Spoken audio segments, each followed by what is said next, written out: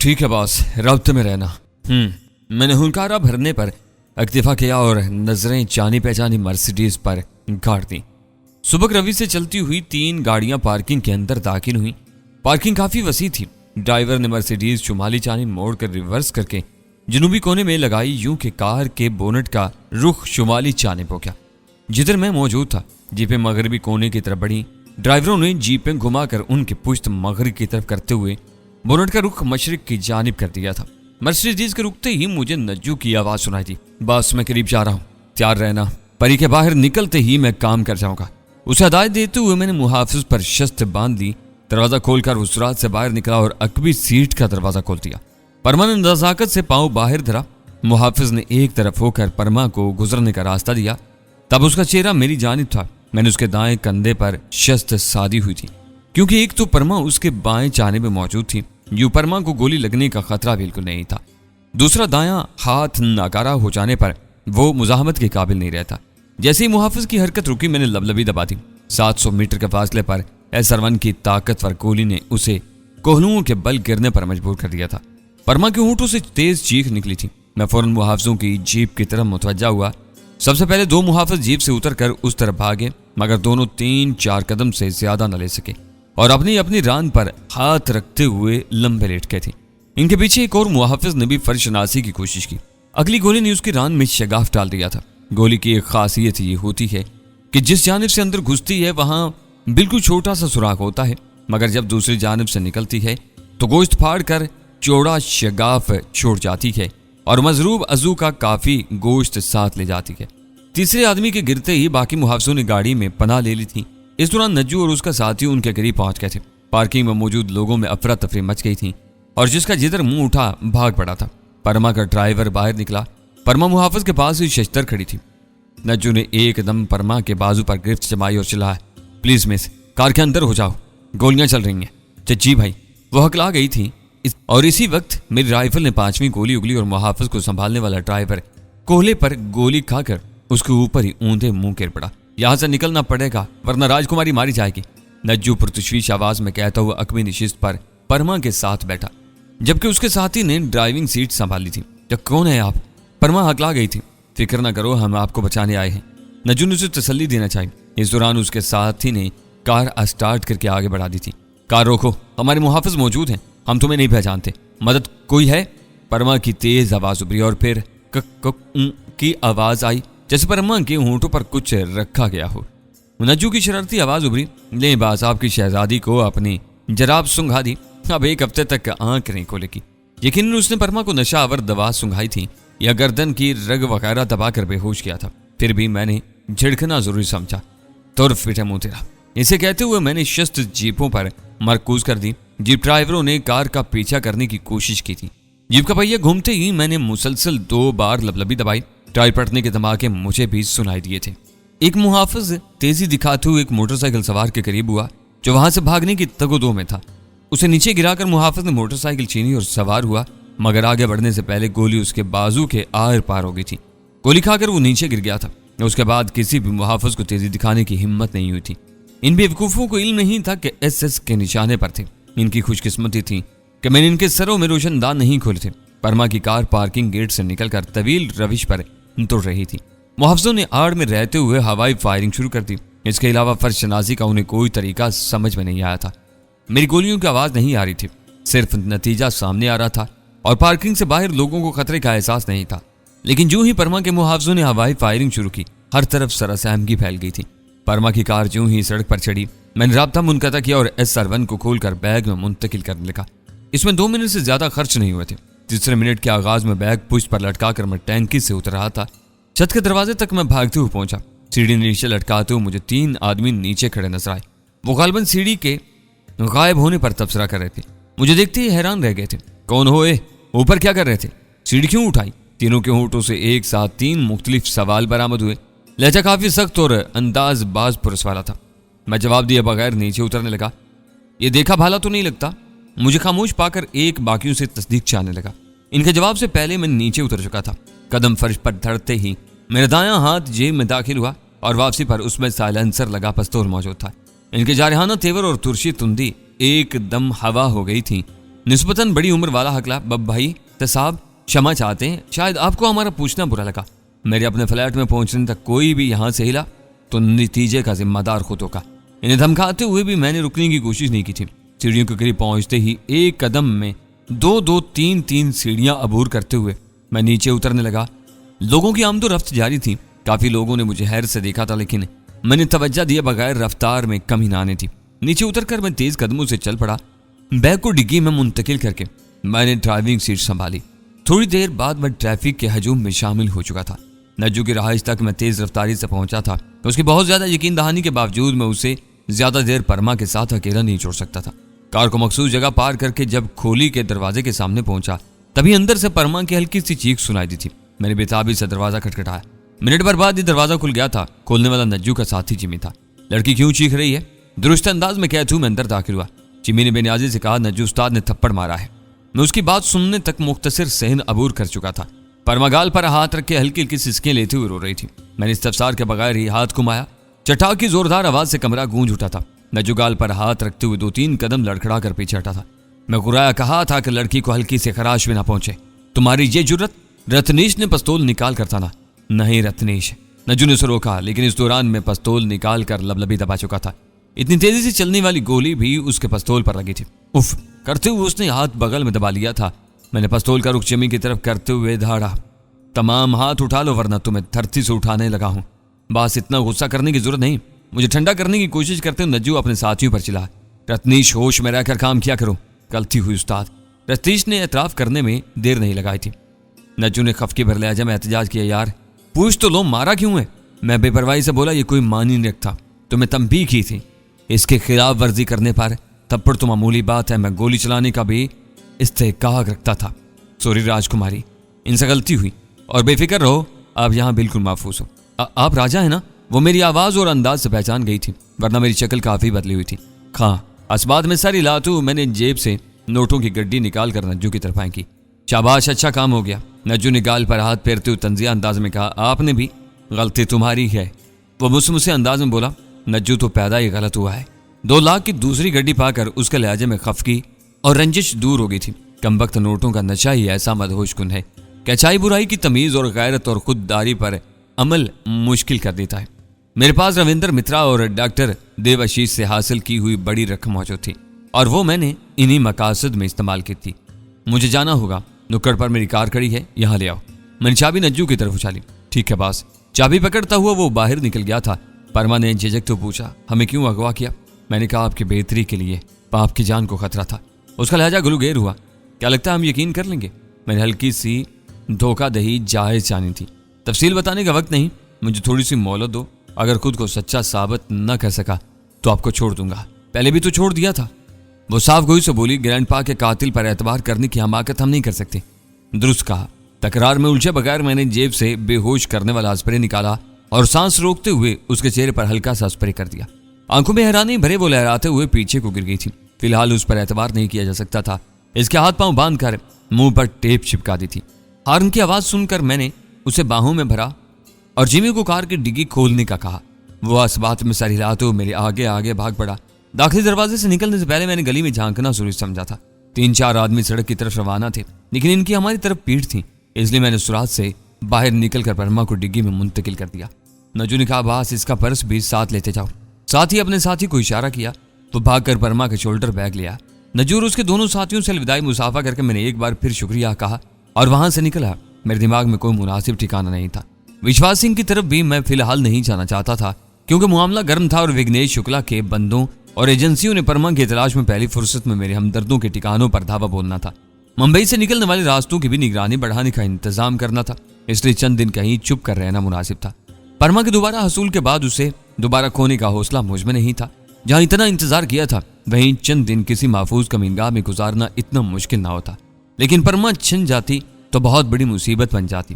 किसी मुनासिब ठिकाने का सोचते हुए अचानक मेरे दिमाग में डॉक्टर सुजाता का ख्याल आया। उसका वजूद शक की जद में नहीं आया था, क्योंकि इत्तेफाक से वाकयात का तसलसल ऐसे बना था कि वो सरासर बेगुनाह और लाताल्लुक दिखाई दी थी। उसका मोबाइल फोन नंबर मेरी यादाश्त में महफूज था। अल्हम्दुलिल्लाह इस मामले में मेरी यादाश्त ने कभी धोखा नहीं दिया था। नंबर डायल करके मैंने मोबाइल फोन कान से लगा लिया। घंटियां जाने के बावजूद उसने कॉल वसूल नहीं की थी। शायद अनजान नंबर की वजह से वो अटेंड नहीं कर रही थी। मैं दोबारा कोशिश की और इस मर्तबा उसने कॉल वसूल कर ली। हेलो, उसने रूखे लहजा में पूछा। राजा बात कर रहा हूँ, आप कैसे हैं? दूसरे नंबर से क्यों कॉल की? वो पुरजोश लहजा में एक साथ 2-3 सवाल पूछ गई थी। मैं मतलब की बात पर आया, चंद दिन तुम्हारा मेहमान बनना चाहता हूँ। वो खुलूस दिल से बोली, मुझे खुशी है, मुझे खुशी से कुछ हो न जाए तो कहाँ पहुंचूं? वो खुशी से चाहे कि मैं ड्यूटी पर हूँ, लेकिन अभी छुट्टी लेकर निकलती हूँ। आप इसी जगह पहुंचे जहाँ पहली मुलाकात हुई थी। इसे 2 गलियां आगे हनुमान जी टावर में मेरा फ्लैट है। मैंने मसला बताया। मेरी कार की डिग्गी में बेहोशी की हालत में एक मेहमान मौजूद है। इसे भी फ्लैट तक ले जाना होगा। KH नारायणा अस्पताल एंड रिसर्च सेंटर के बाहर होने वाले हंगामे की खबर टीवी पर चल रही है। किसी बड़े खानदान की लड़की का नाम। अचानक ख्याल आने पर उसने हैजान भर लहजा में पूछा, कहीं ये वही तो नहीं? मैं हंसा, वही है। भगवान का शुक्र है आप कामयाब हुए, वरना मैं खुद को कभी माफ नहीं कर पाती। बाकी बातें मिलने पर होंगी। कहते हुए मैंने राब्ता मुनक़ता कर दिया। मेरा रुख कुदरती तौर पर उस जानिब था। 15-20 मिनट की ड्राइविंग के बाद मैं हनुमान जी टावर की इमारत की पार्किंग में पहुंच गया था। अगले 10-15 मिनट में डॉक्टर सुजाता की कार वहां पहुंच गई थी। उसने मेरी कार पहचान ली थी। नजदीक की कार पार करते हुए वो नीचे उतरी। मैं भी बाहर आ गया और वारफ्तगी से मुसाफा करते हुए बोली, शुक्रिया, आपने सेवा का मौका दिया। सच कहूं तो अब तक अपनी हमाकत पर पछता रही हूँ। आप और लौरा ब्राउन ने मुझे नई जिंदगी दी और यह एहसान मैं कभी नहीं भुला पाऊंगी। मैं इनकसारी से बोला, हमने तुम्हारे एहसान का बदला चुकाया था और बस। कार की अकवी निशिस्त पर नजर दौड़ाते हुए वो पूछने लगी, लौरा कहाँ है? चले गए। उसने उदासी से पूछा, मुझसे खफा होगी? यकीनन इसीलिए मिलकर नहीं गई। मैं तसल्ली दी, वो बिल्कुल खफा नहीं थी और मिलकर इसलिए नहीं गई कि उसे तुम्हारी सलामती अजीज थी। वह हंसी, मेहमान अब तक डिग्गी में है? मैंने पूछा, कैसे लेकर जाएंगे? पक्का बंदोबस्त करके आई हूँ। कार की अकवी निशिस्त से फोल्डिंग व्हील चेयर निकाल कर उसने दुरुस्त की और गहरे सब्ज रंग का कंबल कुर्सी पर बिछाते हुए बोली, इस पर बिठाओ। मैंने डिग्गी खोली। परमा अब तक बेहोश पड़ी थी। इसके बंचे खोलकर मैंने दाएं बाएं का जायजा लिया और बरकी कोंधे की इसी लपक से परमा को उठाकर कुर्सी पर बिठा दिया। डॉक्टर सुजाता ने कंबल उसके गिर्द यूं लपेटा जैसे बीमार के गिर्द लपेटते हैं। यूं परमा का लिबास और चेहरा भी छुप गया था। वह मुझे हदायत देते हुए बोली, दूसरी मंजिल कमरा नंबर 19A के पास पहुंचो। इसे मैं लाती हूँ। मैं नफी में सर हिलाया, तुम्हारे पीछे पीछे आ रहा हूँ। बस बात में सर हिलाते हुए आगे बढ़ गई। मुनासिब फासला रखकर मैं भी लाउबाली अंदाज में कदम उठाता हुआ उसके पीछे हो लिया। वो हनुमान जी टावर की मुस्तकिल रहायशी थी और डॉक्टर भी थी। दरवाजे पर मुतय्यन चौकीदार और किसी और देखने वाले ने उसके व्हील चेयर को धकेलने पर हैरानी का इजहार नहीं किया था। 1-2 औरतों ने इस्तफसार जरूर किया था और उसने भाभी की बहन का बताकर जान छुड़ा ली थी। सीढ़ियों के बजाय वो लिफ्ट से ऊपर पहुंची। जब तक वो ऊपर पहुंचती मैं सीढ़ियों के जरिए दूसरी मंजिल पर पहुंच गया था। हम एक साथ फ्लैट नंबर 19A के दरवाजे पर पहुंचे। दाएं बाएं का जायजा लेकर उसने दरवाजा खोला और हम अंदर घुस गए। दरमियाने हुजम का फ्लैट छोटे से कुंबे की जरूरियात को काफी था। 2 ख्वाबगाहें, एक स्टोर रूम, ड्राइंग रूम, खाने का कमरा और टीवी लाउंज वगैरह को एक ही हाल था जो दाखिली दरवाजे के आगाज ही में बना था। अंदर घुसते वक्त बावर्ची खाना दाएं हाथ पड़ता था।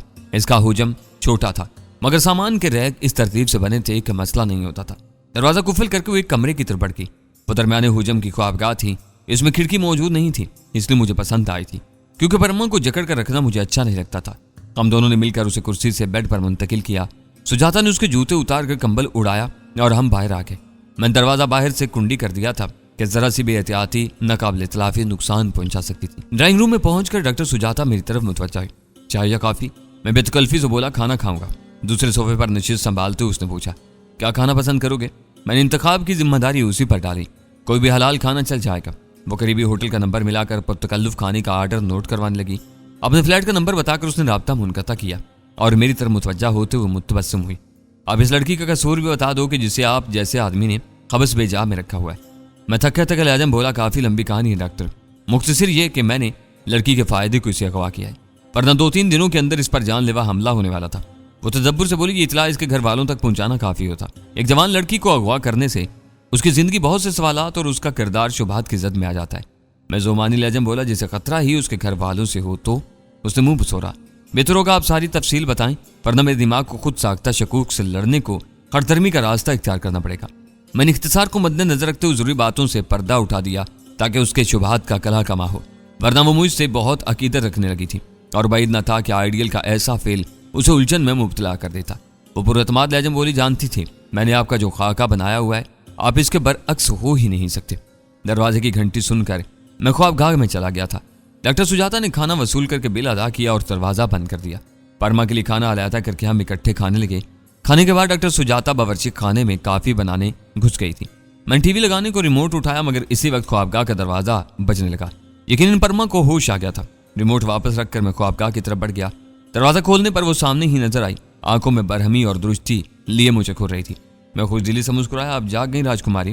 वो तब तक बोली, हम नहीं हैं राजकुमारी, और न इन ढकोसलों से आप हमें बहला सकते हैं। बैठकर बात करते हैं। मैंने उसे बाजू से पकड़ने की कोशिश की। मेरा हाथ झटकते हुए नखूद से बोली, हमें हाथ न लगाएं। अच्छा नहीं लगा था, मगर बैठ तो जाएं। वो मूड बनाते हुए बेड पर बैठ के मैंने कुर्सी पर नशिस्त संभाली। भूख लगी है, खाना लाऊं? वो मुतरेज हुई। अगवा होने वाली लड़की को इतनी जल्दी भूख लग सकती है? मैं इत्मीनान से बोला, अगवा नहीं किया, आपकी जान बचाई क्या? वो तंजिया लहजे बोली, आप दूसरी बार हमारी जान बचा रहे हैं। क्या जान सकते हैं आपके एहसान कब तक सहना पड़ेंगे? उसके तंज को खातिर में ना लाते हुए मैं बदस्तूर नरमी से बोला, एक सवाल पूछ सकता हूँ? वो बेजारी से बोली, ये नरमी, इखलाक और इंसानियत का ढोंग रहने दें। साफ साफ अपने मकसद पर आए। हमसे क्या चाहते हैं? और अगर दिमाग में कोई फतूर है तो बराए मेहरबानी अपने तक रखना। बल्कि मशवरा देंगे कि ऐसी फिल्में ना देखा करें जिनमें मोहब्बत को गुर्बत और अमारत के तसव्वुर से बेनियाज दिखाया जाता है। मैंने एकदम पूछा, आपको अपने वालिद याद नहीं आते? उसे झटका लगा, यूं जैसे मैंने उसके सर पर डंडा रसीद कर दिया। गहरा सांस लेते हुए उसने गुस्सा जब्त किया। आपको हमारी जातियात पर सवाल उठाने का कोई हक नहीं है। मैं इत्मीनान से बोला, तभी तो सवाल की इजाजत ली थी और आप अपने हुस्न के कसीदे गाने लगी। ये भूल गई इश्क व मोहब्बत का ताल्लुक शक्ल सूरत से होता है, मालो दौलत से नहीं। मैं यकीन से कहता हूँ, अगर आपकी क्लास फेलो 20 लड़कियां हैं तो उनमें से 18 आपसे ज्यादा खूबसूरत और पुरकशिश होंगी। आप जैसी मगरूर और मालो दौलत से लोगों की हैसियत का तयन करने वाली को कोई अहमक ही दिल दे सकता है। उसने एहतिजाज किया, क्या हमारा धन और घमंड लाजम करता है कि हमें हबस बेजा में रखा जाए? शुरू में उसके मुहाफिज से पता चला था कि परमा को घूरने वाले तालिब इल्म को एक आंख से महरूम किया गया था। मैंने इसी वाक़े की तरफ इशारा किया। किसी घूरने वाले की आंख निकलवा देने को भी जुर्म मानती हो, या जिसकी लाठी उसकी भैंस वाली कहावत रट रखी है? उसे चौंक कर मुझे देखा और फिर सफाई देने लगी। ऐसे किसी भी हादसे में हमारी मर्जी और मंशा को मद्देनजर नहीं रखा गया। जिसका हुक्म था उस बेचारे को पोते की सालगिरह मनाने की भी मोहलत नहीं दी गई।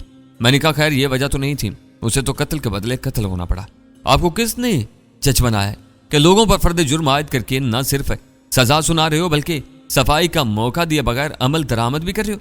उसका मुझे आप कहना बहाल से मजबूरी था, पर न लहजे को उतार चढ़ाव से अंदाजा होता था कि कितना तपी हुई थी। मैंने मानी कर लहजे में कहा, पूछा नहीं कि इसके कत्ल की वजह से उससे हलाक होना पड़ा? वो इस्तेज़ाइया अंदाज में बोली, नहीं, क्योंकि जानते हैं एक और झूठ सुनने को मिलेगा। उसके इनकार के बावजूद मैंने बताना जरूरी समझा। शुक्ला के जराइम की फहरिस्त तो बहुत तवील है, इस पर रोशनी डालने को काफी वक्त चाहिए। अलबत्ता मैंने उसे पार्वती मल्होत्रा के कत्ल के जुर्म में मारा है। तुम्हें हमारे खानदानी मामलात में दखल अंदाजी का कोई अधिकार नहीं। उससे मुझे आप कहना भी याद नहीं रहा था। वकील का किसी के खानदानी मामलात में बोलना खानदान के किसी फर्द की इजाजत के मरहून मिन्नत होता है। और मैं ब्रिगेडियर फहीम असलम अंसारी का वकील हूँ, जिसकी मोहब्बत करने वाली बीवी को शुक्ला जैसे दरिंदे ने इसलिए कत्ल किया कि उस बेचारी ने अपने महबूब शौहर को भागने में मदद दी थी। शट अप, झूठे झूठे हो तुम। उसकी आंखें नम और आवाज फटकी थी। जिस्म यूं कांप रहा था जैसे रेशे की मरीज हो। इस जालिम की तरफ तारी कर रहे हो जिसने अपने मफाद को मोहब्बत का ड्रामा रचाया, अपने मुल्क के लिए जासूसी करता रहा, और जब भांडा फूटा तो न सिर्फ बीवी को यरगमाल बनाकर भाग गया बल्कि महफूज जगह पर पहुंचते ही बेचारी को कत्ल कर दिया।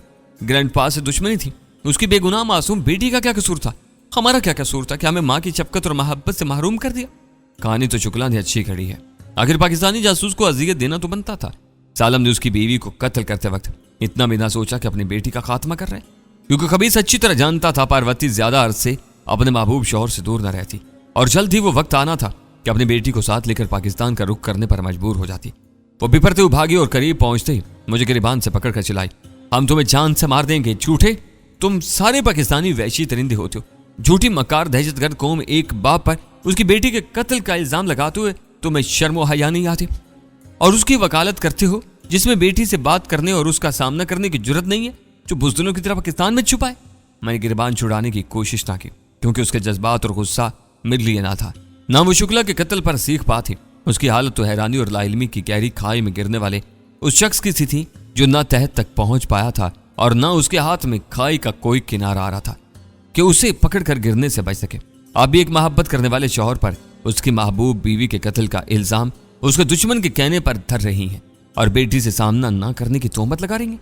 मेरी छाती में 2 हत्तर रसीद करते उसने धमकाया, तुमसे बात ही नहीं करना चाहते झूठे, हम अभी यहां से जा रहे हैं। रोकने की कोशिश की तो जान से मार देंगे, समझे तुम? हम जा रहे हैं, रोकने का सोचना भी मत। तुम ग्रैंड पा के कातिल हो, हम तुम्हें जिंदा नहीं छोड़ेंगे।